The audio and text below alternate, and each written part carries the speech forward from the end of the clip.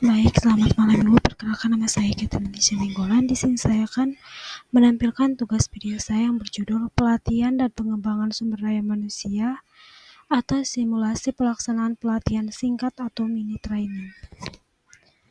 Definisi pelatihan dan pengembangan. Seperti yang kita ketahui bahwa pelatihan adalah sebuah proses pembelajaran jangka pendek yang menggunakan prosedur sistematis yang terorganisasi di mana karyawan mempelajari pengetahuan dan keterampilan untuk meningkatkan kapabilitas mereka dalam membantu pencapaian, sedangkan pengembangan adalah upaya untuk meningkatkan kemampuan teknis, teoritis, konseptual, dan moral karyawan sesuai dengan kebutuhan pekerjaan atau jabatan melalui pendidikan dan pelatihan. Perencanaan dan pelatihan singkat atau mini training. Pengembangan sumber daya manusia mengacu pada penggunaan terpadu pelatihan dan pengembangan organisasi, dan pengembangan karir untuk meningkatkan efektivitas individu, kelompok, dan organisasi. Profesional pengembangan sumber daya manusia mungkin terlibat dalam analisis pekerjaan dan tugas, desain sistem, instruksional, pelatihan di tempat kerja, dan peningkatan kinerja individu. Adapun faktor-faktor penyebab diperlukannya pelatihan, yang pertama, untuk meningkatkan kualitas pegawai yang ada, yang kedua, menghadapi adanya persaingan global, dan yang ketiga, terjadinya perubahan yang cepat di bidang ilmu pengetahuan dan teknologi. Menyusun bahan ajar dan media pelatihan. Pelatihan sangat diperlukan dalam meningkatkan kualitas pegawai atau pengajar. Dalam kegiatan pelatihan terdiri dari perencanaan, pelaksanaan, dan evaluasi. Pelatihan harus direncanakan dengan baik dan tepat. Dalam merencanakan pelatihan, hal yang harus diperhatikan adalah media dan bahan ajar dalam suatu pelatihan. Prinsip-prinsip umum dalam pelatihan. Yang pertama, perbedaan individu. Yang kedua, keterkaitan dengan analisis jabatan. Yang ketiga, motivasi. Yang keempat, partisipasi aktif. Yang kelima, seleksi peserta latihan. Yang keenam, pemilihan pelatih. Yang ketujuh, pelatihan bagi pelatih.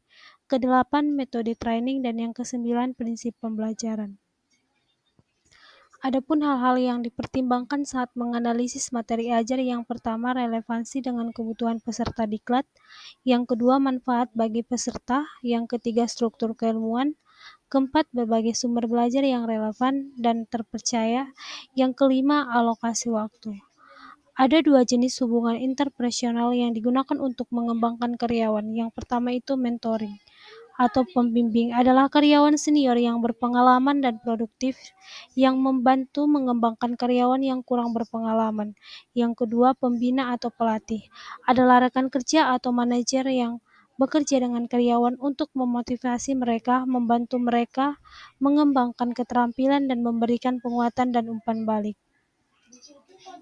Kasus yang pertama, di sebuah rumah sakit, tepatnya di ruangan reka medis, ada seorang karyawan senior yang berpengalaman dan produktif yang dapat membantu mengembangkan karyawan yang kurang berpengalaman.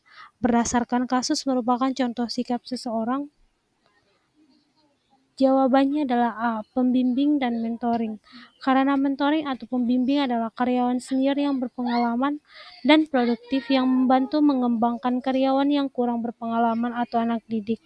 Kebanyakan hubungan mentoring berkembang secara informal sebagai hasil dari minat atau nilai yang dimiliki oleh mentor dan anak didik. Kasus yang kedua, rumah sakit X ingin meningkatkan kualitas pelayanan kepada pasien.